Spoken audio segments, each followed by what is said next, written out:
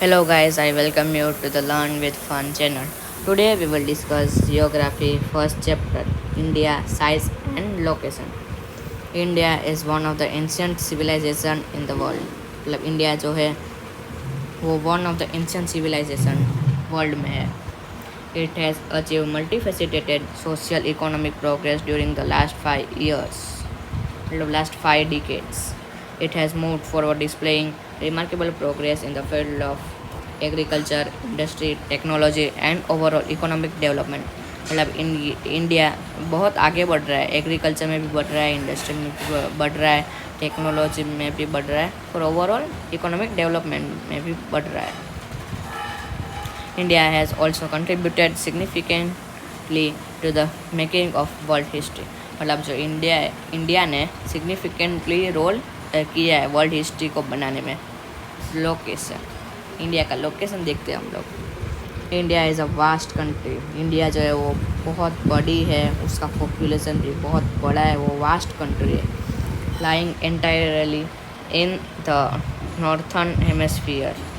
The main land x tends between latitude 8 degree 4 and 37 degree 6 at longitude 68 degree 7 E and 97 degree 25 E. मतलब जो India है वो northern hemisphere में light करता है. आप लोग ये देख सकते हो कि ये लाइन है, ये लाइन उसके इस पार्ट को नॉर्थर्न हेमिस्फीयर कहते हैं और उसके नीचे के पार्ट को सदर्न हेमिस्फीयर कहते हैं. मतलब इंडिया इस लाइन के आगे है, इसलिए इसको नॉर्थर्न हेमिस्फीयर कहते हैं. समझ में आया? Land extend between latitude 8 degree 4 and 37 degree 6 and. मतलब आप लोग देख सकते हैं कि ये जो होता है ना, ऐसी लाइन आपको दिख रही है, उसको लेटीट्यूड कहते हैं और ऐसी जो लाइन होती है उसको लॉन्गिट्यूड कहते हैं. समझ में आया? सॉरी.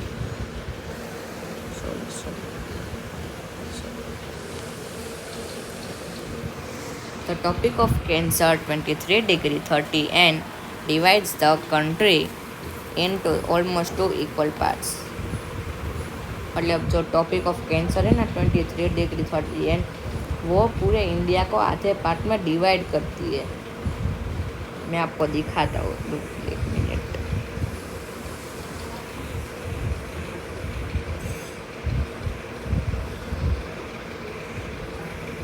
देखो ये टॉपिक ऑफ कैंसर है, ये इंडिया को पूरे पार्ट आधे पार्ट में डिवाइड कर देती है. चलो अब ये देखते हैं आगे.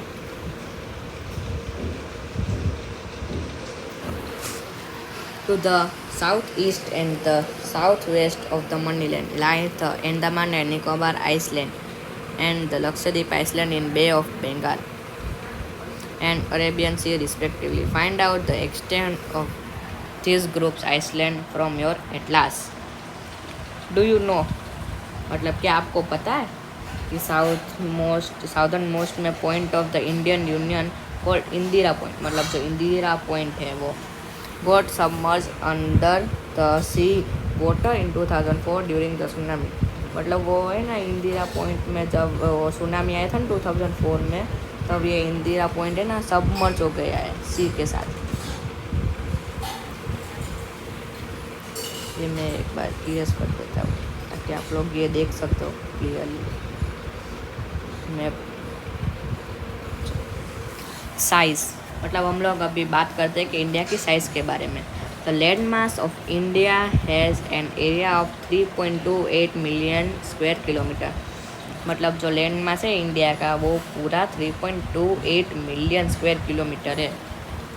India's total area accounts for about 2.4% of the total geographical area of the world. From figure 1.2, it is clear that India is the 7th largest country of the world. मतलब इंडिया जो है ना वो 7th largest country of the world है. आपको पता है होगा, लेकिन नहीं पता हो तो मैं आपको बता ही देता हूँ. ये आप इस ग्राफ में देख सकते हो कि इंडिया जो है वो 7th लार्जेस्ट कंट्री है वर्ल्ड में. फर्स्ट रसिया है, सेकंड कनाडा है, third USA, fourth China, fifth Brazil, sixth Australia, and seventh India. India has a land boundary of about 15,200 kilometre. मतलब जो इंडिया की जो लैंड बाउंड्री है ना वो 15,200 किलोमीटर है उसका लेंथ पूरा कोस्ट लाइन.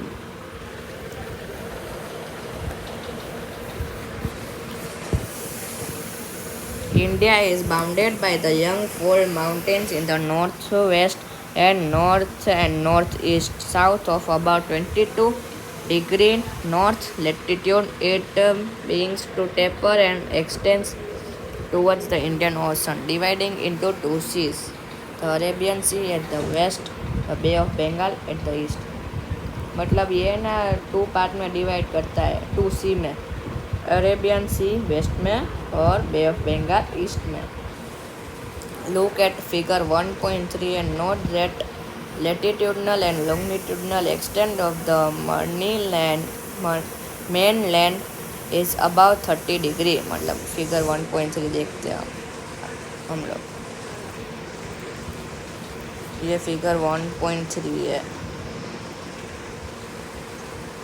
आप लोग देख ही सकते हो. पढ़ते हैं या क्या बोलना चाहते हैं? Despite this fact, the east-west extent appear to be the smaller than north-south extent. मतलब आप लोग देख सकते हैं कि जो ईस्ट और वेस्ट एक्सटेंट है ना वो कम है साउथ और नॉर्थ एक्सटेंट से, मतलब स्मॉलर है. From Gujarat to Arunachal Pradesh there is a time lag of 2 hours. Hence, time along the standard meridian of India is 82 degree 30 E, passing through Mirzapur in Uttar Pradesh. मतलब आप लोग देख सकते हैं कि ये जो है वो स्टैंडर्ड मेरिडियन है. ये देखो स्टैंडर्ड मेरिडियन लिखा देता हूँ, इधर लिए लिखा भी है कि ये स्टैंडर्ड मेरिडियन है, वो है 82 डिग्री 30. आगे देखते हैं कि ये जो ये गुजरात है ना, ये गुजरात से अरुणाचल प्रदेश है ना उसका टाइम जो है वो 2 आवर है. वो आगे बता रहे हैं हमको.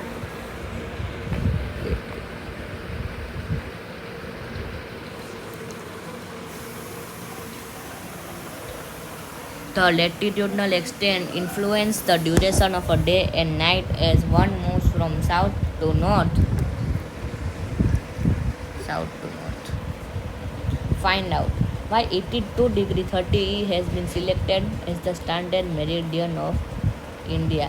मतलब ये मैं आपको है ना एक होमवर्क देता हूँ, आप लोग कमेंट सेक्शन में ना मुझे आंसर दे सकते हैं कि फाइंड कर सकते हैं कि भाई 82 डिग्री 30 को है ना स्टैंडर्ड मेरिडियन ऑफ इंडिया कहते हैं. Why is the difference between the duration of a day and night hardly felt at Kanyakumari but not so in Kashmir. ये दोनों आपको है ना होमवर्क में है, आप मुझे कमेंट सेक्शन में आंसर बता सकते हैं. India and the world. The Indian landmass has a central location between the East and West Asia. मतलब जो इंडिया का लैंड मास है ना वो east and the west Asia के बीच में है. India is a southward extension of the Asian continent. India जो है वो साउथ वर्ड एक्सटेंड है एशियन कॉन्टिनेंट का. The trans Indian Ocean routes which connect the countries of Europe in the west. मतलब जो इंडियन का ओशन जो root है ना वो सब से ना कनेक्ट करते हैं हमको. यूरोप से भी कनेक्ट करते हैं, अफ्रीका से भी कनेक्ट करते हैं. देखते हैं आगे. ये देखो इधर से हम अफ्रीका से भी कनेक्ट कर सकते हैं, इससे यूरोप से भी कनेक्ट कर सकते हैं, अफ्रीका भी कनेक्ट कर सकते हैं ओशन से. इसको ऑस्ट्रेलिया को भी, बाद में साउथ अमेरिका को, यूरोप को और नॉर्थ अमेरिका और सबको हम लोग कनेक्ट कर सकते हैं इस ओशन से.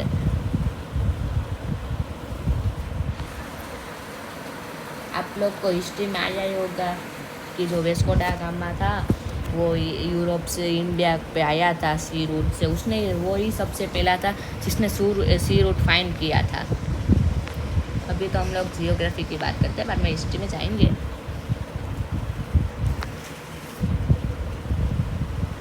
Note that the Deccan Peninsula protrudes into the Indian Ocean, thus helping India to establish close contact with West Asia, Africa and Europe from the western coast with the Southeast and East Asia from the eastern coast. No other country has a long coastline on the Indian Ocean as India has and indeed. मतलब कोई भी ऐसी country नहीं है जो इतने सारे coast line है, खाली इंडिया ही है। It is India's immense position in the Indian Ocean which justifies the naming of an ocean after it. Do you know, since the opening of the Suez Canal in 1896, India's distance from Europe has been reduced by 7,000 kilometre.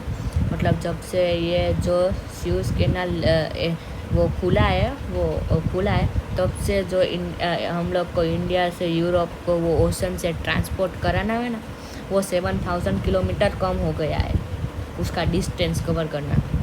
मतलब वो आसानी से हम लोग जा सकते हैं, 7,000 kilometre कम हो गया है, इसलिए ड्यूरेशन भी कम होगा। आगे देखते हैं।